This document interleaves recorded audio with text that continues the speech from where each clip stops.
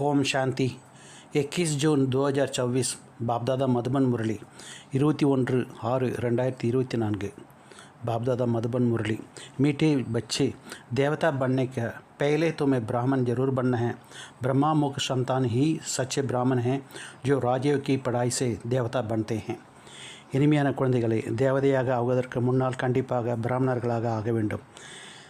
பிரம்மாவின் கமலவாய் குழந்தைகள் தான் உண்மையான குழந்தைகள். அவர்கள் ராஜயோக படிப்பின் மூலம் தேவதையாக ஆகிறார்கள். प्रश्न, दूसरे सभी संस्थाओं में तुम्हारा ये सत्संग किस बात में निराला है? दूसरे सभी सत्संगों में से तुम्हारा ये सत्संग किस बात में निराला है? மற்ற சத்சங்கங்களிலிருந்து உங்களுடைய சத்சங்கம் எந்த விஷயத்தில் ஒரு தனிப்பட்டதாக இருக்கிறது? उत्तर, दूसरे सत्संगों में कोई भी हेम एंड ऑब्जेक्ट नहीं होती है और ही धन दौलत आदि सब कुछ गवा कर भटकते रहते हैं। इस सत्संग में तुम भटकने की कोई ज़रूरत नहीं। ये सत्संग के साथ साथ स्कूल भी है। स्कूल में पढ़ना होता है, भटकना नहीं। पढ़ाई माना कमाई। जितना तुम पढ़कर धारण करते हैं और कराते हो तो उतनी कमाई है। इस सत्संग में आना है माना फ़ायदा ही फ़ायदा है.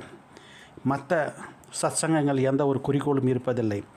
செல்வங்கள் போன்றவை அனைத்தும் இழந்து அலைந்து கொண்டிருக்கிறார்கள். இந்த சத்சங்கத்தில் நீங்கள் அலைவதில்லை. இது சத்சங்கமாக இருப்பதுடன் பாடசாலையாகவும் இருக்கிறது. பள்ளியில் பாடம் கற்கிறார்கள், அலைவதில்லை. படிப்பு என்றால் வருமானமாகும். எந்த அளவிற்கு நீங்கள் படித்து தாரணை செய்து மற்றவர்களை தாரணை செய்வீர்களோ அந்த அளவிற்கு வருமானமாகும். இந்த சத்சங்கத்தில் வருவது என்றால் நன்மையே நன்மையாக இருக்கிறது. ओम शांति। रूहानी बाप बैठ रूहानी बच्चों को समझाते हैं। रूहानी बच्चा ही इन कानों द्वारा सुनते हैं। वेद का बाप बच्चों को कहते हैं, अपने को आत्मा समझो। ये घड़ी घड़ी सुनने से ही बुद्धि भटकना बंद स्थित हो जाती है। अपने को आत्मा समझ बैठ जाएंगे। बच्चे समझते हैं यहाँ हम आए हैं देवता बनने का। हम एडेप्टेड बच्चे हैं। हम ब्राह्मण पढ़ते हैं। क्या पढ़ते हैं? ब्राह्मण से देवता बनने के हैं। जैसा कोई बच्चे नॉलेज में जाते हैं तो समझते हैं कि हम अब पढ़कर इंजीनियर बनेंगे, डॉक्टर बनेंगे, आदि बनेंगे। बैठने से ही जट समझते हैं। तुम भी ब्राह्मण का बच्चे ब्राह्मण बनते हो तो समझते हो हम ब्राह्मण से देवता बनेंगे। गाया हुआ है मनुष्य से देवता, परंतु कौन बनते हैं? हिंदुओं से सब देवता नहीं बनते हैं। वास्तव में हिंदू तो कोई धर्म ही नहीं। आदि सनातन देवी देवता आदि सनातन कोई हिंदू धर्म होता नहीं। कोई से भी पूछो कि हिंदू धर्म किसने स्थापना किया तो मूंझ बजाएंगे. ஆன்மீக தந்தை வந்து ஆன்மீக குழந்தைகளுக்கு புரிய வைக்கிறார். ஆன்மீக குழந்தைகள் தான் இந்த காதுகளின் மூலமாக கேட்கிறார்கள்.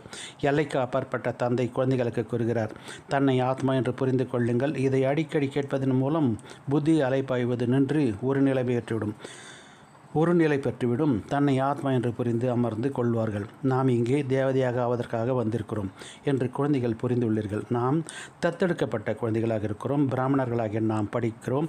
என்ன படிக்கிறோம்? பிராமணரிலிருந்து தேவதையாகுவதற்காக படிக்கிறோம்.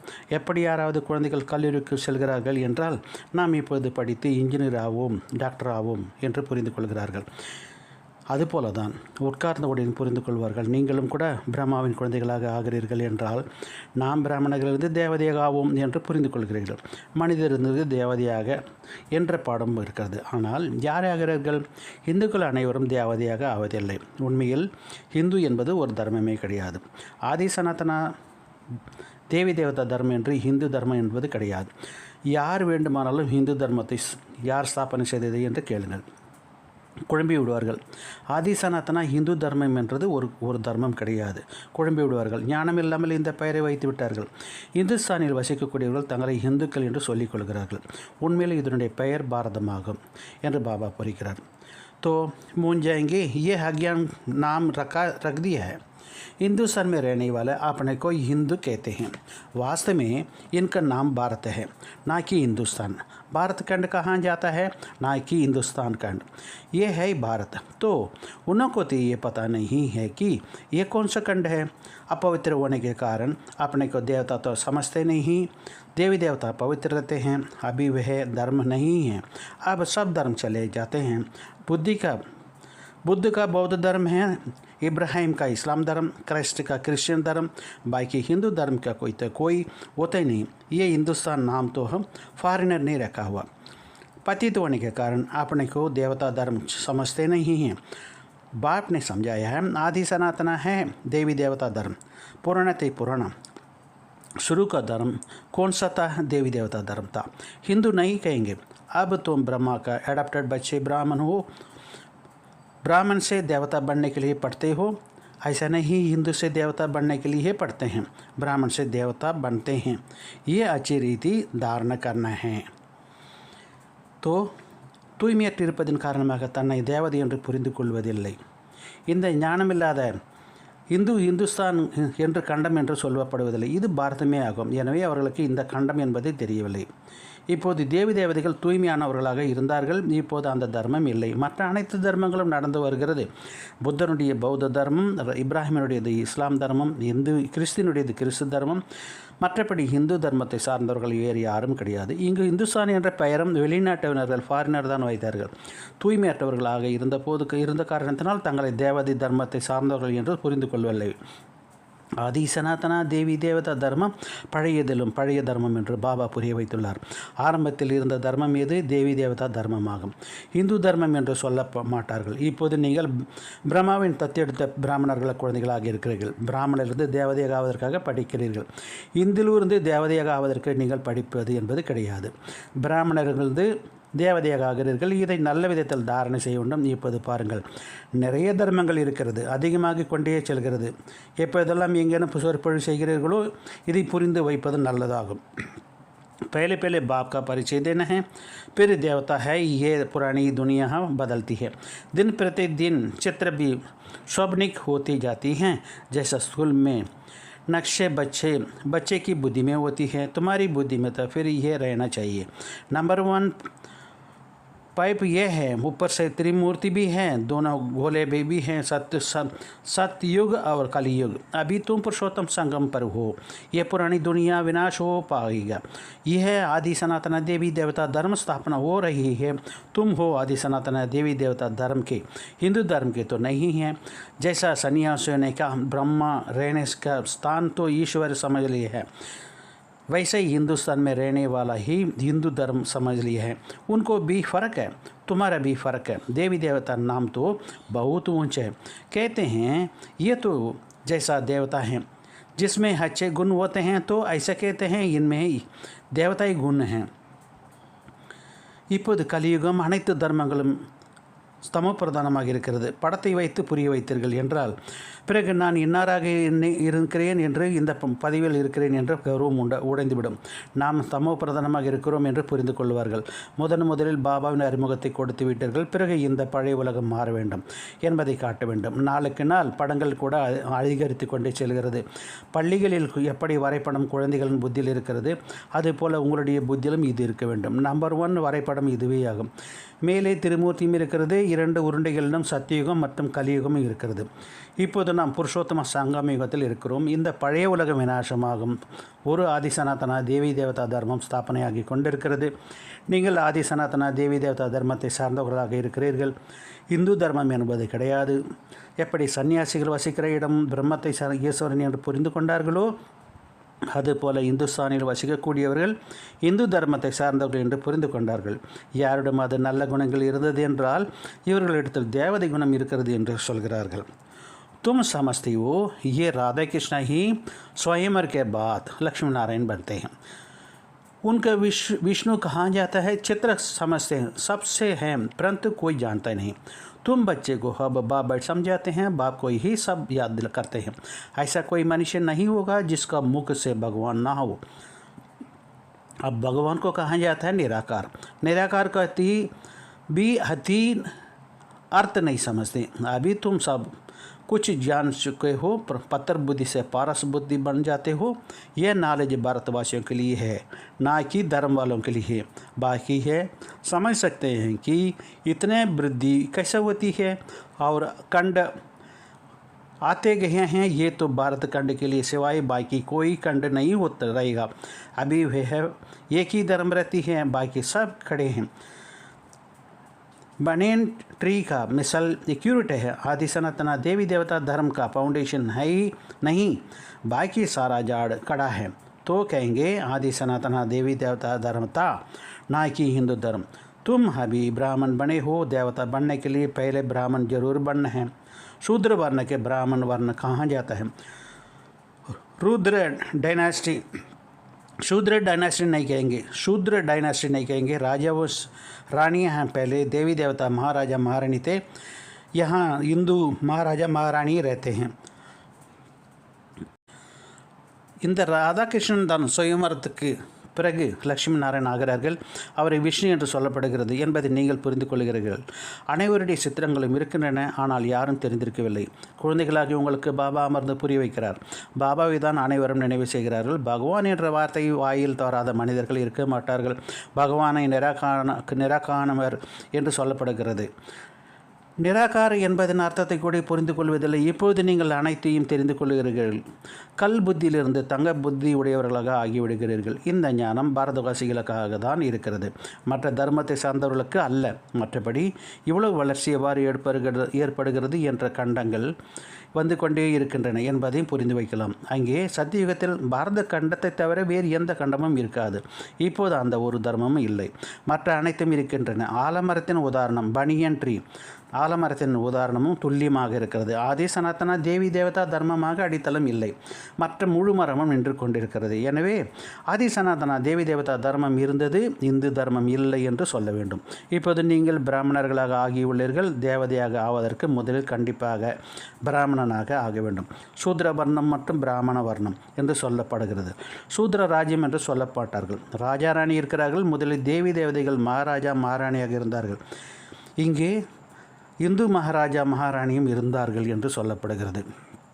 तो जो भारत के एक ही हैं, फिर अलग अलग कैसे हुए हैं, उनका नाम निशानी ही तुम गुम कर दिया है। सिर्फ चित्र है। नंबर 1 है सूर्यवंशी। अभी तुम आए हो सूर्यवंशी बनने के लिए।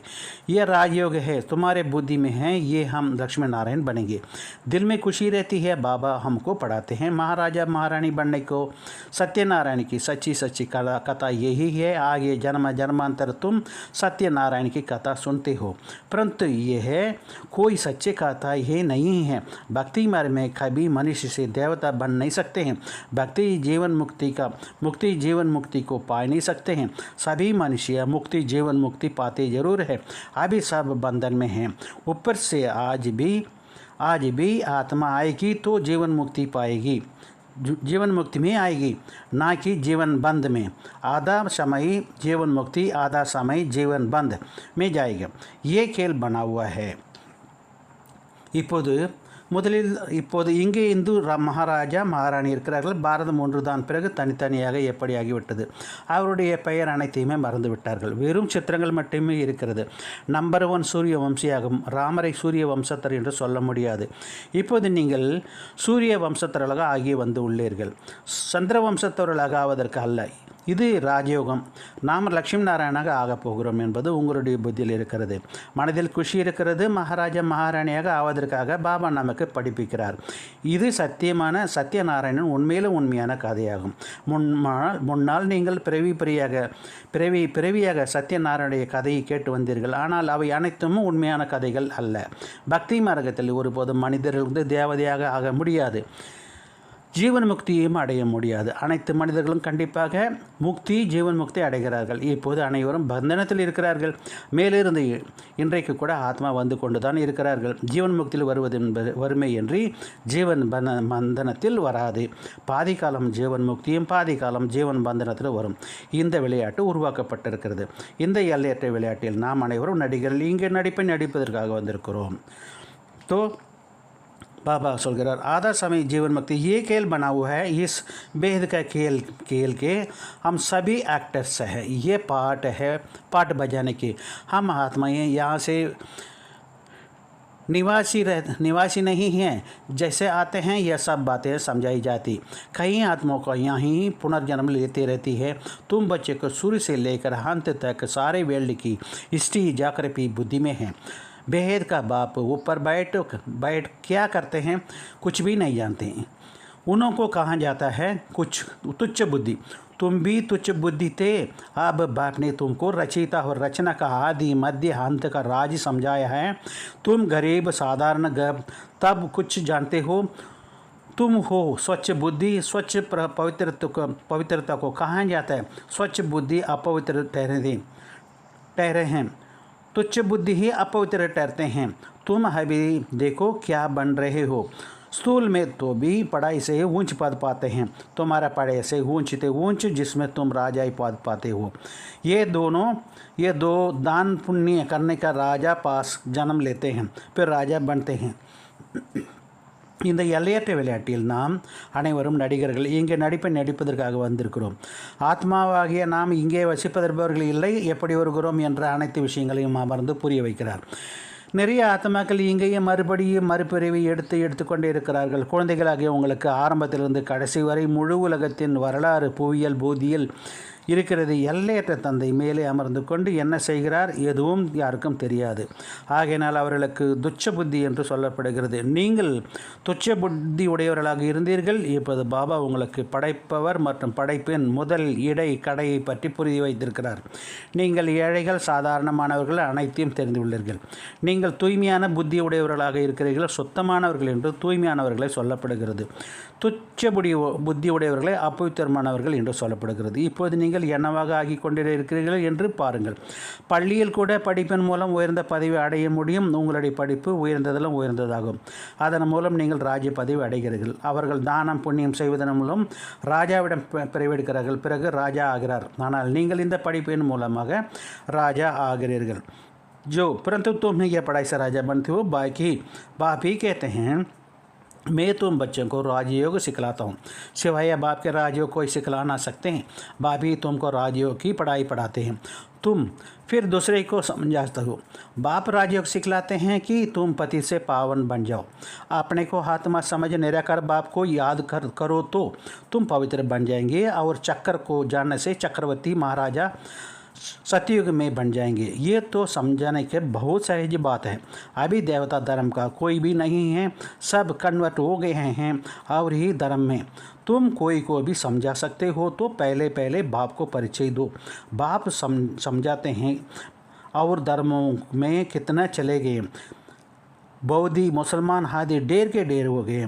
तलवार के भी जोर से भी मुसलमान हैं, तलवार की जोर से भी मुसलमान हैं। बुद्धि भी बहुत बनी है। एक बार ही स्पीच दिए तो हमारा हजारों जो है बौद्ध ही बन गए हैं। क्रिश्चियन लोग भी ऐसा हैं, आकर स्पीच करते हैं। सबसे जास्ती आदमशुमारी इस समय में ही है। तो अब तुम बच्चों को बुद्धि में सारा सृष्टि का चक्कर फिरता रहता है। तब बाप कहते हैं तुम सुदर्शन चक्रधारी हो। सुदर्शन चक्र विष्णु को कहा जाता है। मनुष्य के ये बातें नहीं जानते हैं कि विष्णु कौन थे। तो பாபா சொல்கிறார், பாபாவை தவிர வேறு யாரும் ராஜயோகம் கற்றுத்தர முடியாது. பாபா தான் உங்களுக்கு ராஜயோகம் படிப்பினை கற்பிக்கிறார். பிறகு நீங்கள் மற்றவர்களுக்கு புரிய வைக்கிறீர்கள். நீங்கள் தூய்மையற்ற நிலையிலிருந்து தூய்மையாகி விடுகிறீர்கள் என்று பாபா ராஜயோகம் கற்றுக் கொடுக்கிறார். தங்களை ஆத்மா என்று புரிந்து நிராகார தந்தையை நினைவு செய்தீர்கள் என்றால் நீங்கள் தூய்மையாகி விடுவீர்கள். மேலும் சக்கரத்தை தெரிந்து கொள்வதன் மூலம் சத்தியுகத்தில் சக்கரவர்த்தி மகாராஜா ராணியாக ஆகிவிடுவீர்கள். இதை புரிந்து வைப்பதும் மிக சுலபமாகும். இப்போது தேவதை தர்மத்தை சேர்ந்தவர்கள் யாரும் இங்கு இல்லை. அனைவரும் மற்ற தர்மங்களுக்கு மாறிவிட்டார்கள். நீங்கள் யாருக்காவது புரிய வைத்தால் முதலில் பாபாவின் அறிமுகத்தை கொடுங்கள்.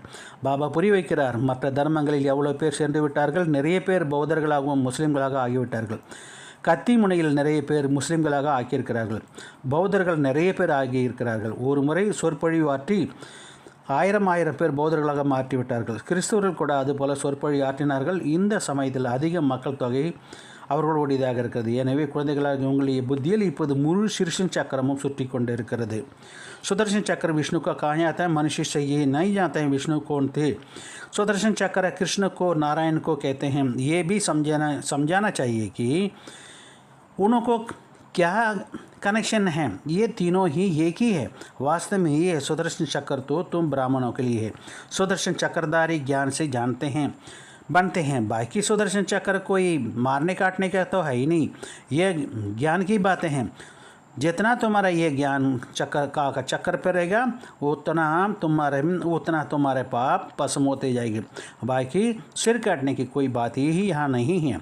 चक्कर कोई हिंसा की बात नहीं है। ये चक्कर तो तुमको अहिंसक बनाता है। कहाँ भी है, कहाँ की बात कहाँ ले गए हैं, सिवाय बाप के कोई समझा न सकते हैं। இந்த சமயத்தில் அதிக மக்கள் தொகை உள்ளவராக இருக்கிறார்கள். எனவே குழந்தைகளாகிய உங்களுடைய புத்தியில் இப்போது முழு சிருஷ்ண சக்கரமும் சுற்றி கொண்டு இருக்கிறது. அப்பொழுது தான் பாபா கூறுகிறார், நீங்கள் சுதர்சன சக்கரதாரி ஆகிறீர்கள். விஷ்ணுவிற்கு சுதர்சன சக்கரதாரி என்று காட்டுகிறார்கள். விஷ்ணுவுக்கு ஏன் சக்கரதாரி என்று கொடுக்கிறார்கள் என்பது மனிதர்களுக்கு தெரியாது. சுதர்சன சக்கரதாரி என்று கிருஷ்ணரையோ அல்லது நாராயணனோ சொல்கிறார்கள். அவருக்குள் என்ன தொடர்பு என்பதையும் புரிய வைக்க வேண்டும். இவர்கள் இருவருமே ஒருவர் தான். அதாவது கிருஷ்ணரும் நாராயணனும் ஒருவர் தான். இவர்கள் இருவரையும் ஒருவர் தான். உண்மையில் இந்த சுதர்சன சக்கரம் பிராமணர்களாகிய உங்களுக்கு தகுந்ததாகும். உங்களுக்காக தான் இருக்கிறது. ஞானத்தின் மூலம் தான் சுதர்சன சக்கரதாரி ஆகிறார்கள். மற்றபடி சுதர்சன சக்கரம் கொல்வதற்கோ அல்லது அறுப்பதற்கோ கழுத்தை அறுப்பதற்கோ இது அல்ல. இது ஞானத்தின் விஷயமாகும். எந்த அளவிற்கு உங்களுடைய இந்த ஞானத்தின் சக்கரம் சுற்றுமோ அந்த அளவுக்கு உங்களுடைய பாவம் பஸ்மமாகும். மற்றபடி தலையை துண்டிப்பதற்காகவோ அறுப்பதற்காகவோ விஷயம் எதுவும் இல்லை. சக்கரம் ஒன்றும் இம்சைக்கானது அல்ல. இந்த சக்கரம் உங்களை அகிம்சைவாதிகளாக மாற்றுகிறது. எங்கேயோ உள்ள விஷயத்தை எங்கேயோ கொண்டு போய் சேர்த்து விட்டார்கள் பாருங்கள். பாபாவை தவிர வேறு யாரும் இதை புரிய வைக்க முடியாது. तुम मीठे मीठे बच्चे को अता खुशी होती है। अभी तुम समझते हो हम आत्मा हैं। पहले तुम अपने को आत्मा भी भूल गए हो तो घर भी भूल गए हैं। आत्मा को तो फिर भी आत्मा कहते हैं। परमात्मा को टिक्कर बित्तर में कह दिया है। आत्माओं को बाप ही कितना ग्लानि कर दी है। बाप फिर आकर आत्माओं का ज्ञान देते हैं। आत्माओं के लिए कभी नहीं कहेंगे कि टिक्कर बित्तर में कन कन में है। जानवर की बात अलग है। पढ़ाई आदि मनुष्यों की ही होती है। अभी तुम समझते हो हम इतना बने हैं। 84 जन्म पूरे लिए हैं। बाकी 84 लाख तो नहीं है। मनुष्य कितना अज्ञान अंधेरा में है। इसलिए कहा जाता है ज्ञान सूर्य प्रगटा अंधियारा विनाश। आधा कल्प द्वापर कलयुग में अंधियारा है। आधा कल्प सतयुग त्रेता में प्रकाश। दिन और रात प्रकाश और अंधियारा का ये ज्ञान है। यह भेद की बात है। आधा कल्प अंधेरे में कितनी ठोकर खाई है। बहुत भटकते होते हैं। குழந்தைகளாகிய உங்களுக்கு அளவற்ற குஷி ஏற்படுகிறது. நாம் ஆத்மா என்று இப்போது நீங்கள் புரிந்து கொள்கிறீர்கள். முன்னால் நீங்கள் தன்னை ஆத்மா என்பதை மறந்துவிட்டீர்கள். வீட்டையே மறந்துவிட்டீர்கள். இருந்தாலும் ஆத்மாவை ஆத்மா என்றாவது சொல்கிறார்கள். பரமாத்மாவையோ கல்லிலும் முள்ளிலும் இருக்கிறார் என்று சொல்லிவிட்டார்கள். ஆத்மாக்களின் தந்தையை எவ்வளவு நிந்தனை கிளானி செய்திருக்கிறார்கள். பிறகு பாபா வந்து ஆத்மாக்களுக்கு ஞானம் கொடுக்கிறார். ஆத்மாவை பற்றி சொல்லும்போது கல்லிலும் முள்ளிலும் ஒவ்வொரு அணுவிலும் இருக்கிறது என்று சொல்ல முடியாது. விலங்குகளின் விஷயமே தனியாகும். படிப்பு போன்றவையில் மனிதர்களுக்கு தான் நடக்கிறது. நாம் இவ்வளவு பிறவிகள் இப்படியெல்லாம் எடுத்திருக்கிறோம் என்று இப்போது நீங்கள் புரிந்து கொள்கிறீர்கள். 84 பிறவிகள் முடித்திருக்கிறீர்கள். மற்றபடி 84 லட்சம் பிறவிகள் என்பது கிடையாது. மனிதர்கள் எவ்வளவு அஞ்ஞான இருளில் இருக்கிறார்கள். ஆகையினால் தான் சொல்லப்படுகிறது ஞான சூரியன் பிரகட்டா. ஞான சூரியன் வந்தது, இருள் வெளியானது. அரைக்கல்பம் துவாபர கலியுகத்தில் இருளும், அரைக்கல்பம் சத்தியுகம் திரத்தாவிலும் பிரகாசமாக இருக்கிறது. இது பகல் மற்றும் இரவுக்கான விஷயம். ஒளி மற்றும் இருளுக்கான விஷயமாகும். இது ஞானமாகும். இந்த எல்லையற்ற விஷயமாகும். அரைக்கல்பம் இருளிலும் எவ்வளவு ஏமாற்றம் அடைந்தீர்கள். நிறைய அலைய வேண்டியது இருந்தது. பள்ளிகளில் படிக்கிறார்கள், அவர்கள் அலைபவர்கள் என்று சொல்லப்படுவதில்லை. சத்தியுகத்தில் சத்சங்கங்கள் மனிதர்கள் எவ்வளவு அலைகிறார்கள். வருமானம் எதுவும் இருப்பதில்லை. இன்னும் நஷ்டம்தான் ஏற்படுகிறது. ஆகையினால் அதை அலைவது என்று சொல்லப்படுகிறது. அலைந்து செல்வம் அனைத்தையும் எழுந்து எவ்வளவு இல்லாதவர்களாக ஆகிவிடுகிறார்கள். स्कूल में ज़्यादा पढ़ने के हुए भटकते नहीं कहा जाता। सत्संग में मनुष्य के कितना भटकते हैं। आमदनी कुछ भी नहीं होती है और ये घाटा, इसलिए उसको प्रगटा कहा जाता है, भटकना कहा जाता है। भटकते भटकते धन दौलत आदि सब गवाए हैं, कंगाल बन पड़े हैं। अब इस पढ़ाई में जो जितना अच्छी तरफ धारण करेंगे और कराएंगे, फ़ायदा ही फ़ायदा। ब्राह्मण बन गया है तो फ़ायदा ही फ़ायदा। तुम जानते हो हम ब्राह्मण से स्वर्गवासी बनते हैं। स्वर्गवासी से सब बनते हैं, सब बनेंगे। स्वर्गवासी तो सब बनेंगे, परंतु तुम उसको ऊंची पद पाने का पुरुषार्थ करते रहो। பிராமணர்களாக இப்போது ஆகிவிட்டால் நன்மையே நன்மைதான். பிராமணராகிய நாம் தான் சொர்க்கவாசியாக ஆகிறோம் என்பதை நீங்கள் தெரிந்து கொள்கிறீர்கள். அனைவரும் சொர்க்கவாசிகளாக ஆகிறார்கள். ஆனால் நீங்கள் அதில் உயர்ந்த பதவி அடைவதற்காக இந்த படிப்பு படிக்கிறீர்கள். இந்த படிப்பில் எந்த அளவுக்கு நல்ல விதமாக தாரணை செய்வார்களோ அந்த அளவுக்கு நன்மையே நன்மையாக இருக்கிறது என்று பாபா கூறுகிறார். अभी तुम सबकी वानप्रस्थ अवस्था में हैं. तुम खुद कहते हो बाबा हमको वानप्रस्थ ही है पवित्र दुनिया में लेके जाओ.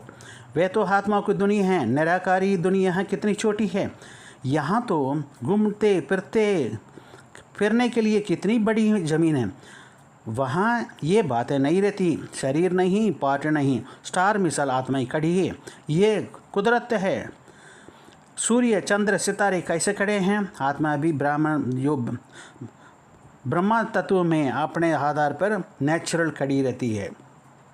இப்போது உங்கள் அனைவருக்கும் வானப்பிரஸ்த நிலையில் இருக்கிறீர்கள்.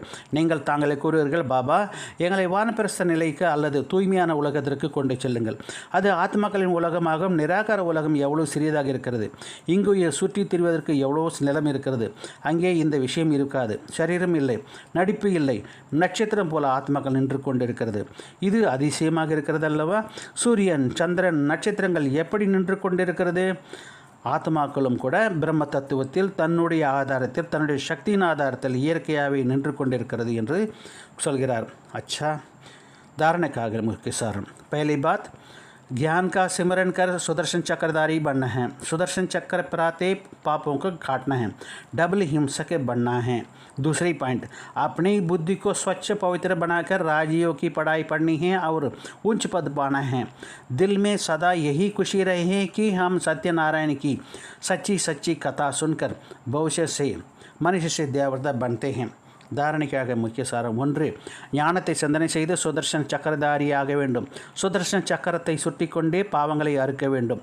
இரட்டை அகிம்சாவாதிகளாக ஆக வேண்டும். 2வது பாயிண்ட் தன்னுடைய புத்தியை சுத்தமாக தூய்மையாக மாற்றி ராஜயோகத்தின் படிப்பை படிக்க வேண்டும் என்று மேலும் உயர்ந்த பதவி அடைய வேண்டும்.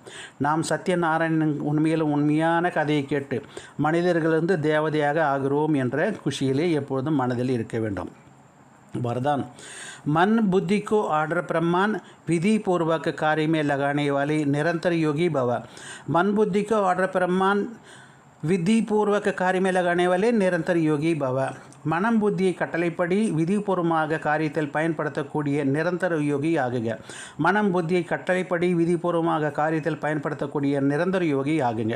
இந்த वरदानத்தின் विस्तारத்தை பாருங்கள். निरंतर योगी अर्थात स्वराज्य अधिकारी बनने का विशेष साधन है मन और बुद्धि है. मंत्र ही मनमना भाव कहा, योग को बुद्धि हो कहा जाता है. तो अगर ये विशेष आधार स्तंभ अपने अधिकार में हैं अर्थात आर्डर प्रमाण विधि पूर्वक कार्य करते हैं. जो संकल्प जब करना है चाहो वैसे ही संकल्प कर सको. जैसा जहाँ बुद्धि को लगाना चाहो वहाँ लग जाओ. बुद्धि को आप राजाओं को भटकाए नहीं. विधि पूर्वक कार्य करे तब कहेंगे निरंतर योगी. निरंतर योगी என்றால் சுயராஜ்ய அதிகாரி ஆவதற்கான விசேஷ சாதனம் மனம் மற்றும் புத்தி ஆகும். மந்திரம் மனம் மனாபாவ ஆகிறது. யோகாவை புத்தி யோகம் என்று கூறுகிறோம். ஆக இந்த விசேஷ ஆதார தூண் மூலமாக தனது அதிகாரத்தில் இருக்கிறது. அதாவது கட்டளைப்படி விதிபூர்வமாக காரியம் செய்கிறது. என்ன சங்கல்பம் எப்போது செய்ய விரும்புகிறீர்களோ அவ்வாறு சங்கல்பம் செய்ய வேண்டும். புத்தியை எங்கு செலுத்த விரும்புகிறீர்களோ அங்கு செலுத்த முடிய வேண்டும். ராஜாவாகிய உங்கள் புத்தி அலைய விடக்கூடாது. விதிப்படி காரியம் செய்ய வேண்டும். அப்போது தான் நிரந்தர யோகி என்று கூற முடியும். ஸ்லோகன் मास्टर विश्व शिक्षक बनो, समय को शिक्षक नहीं बनाओ. மாஸ்டர் விஸ்வ சிக்ஷக் பனோ சமயக்கு சிக்ஷக் நை பனாவ். மாஸ்டர் உலக ஆசிரியர் ஆகுங்கள், நேரத்தை ஆசிரியராக ஆக்காதீர்கள். மாஸ்டர் உலக ஆசிரியர் ஆகுங்கள், நேரத்தை ஆசிரியராக ஆக்காதீர்கள். अच्छा मीठे मीठे सिखलते बच्चों प्रति माता पिता बाप दादा को याद प्यार और गुड मॉर्निंग. रूहानी बाप की रूहानी बच्चों को नमस्ते. हम रूहानी बच्चों की रूहानी बाप दादा दोनों को याद प्यार, गुड मॉर्निंग, नमस्ते, ओम शांति.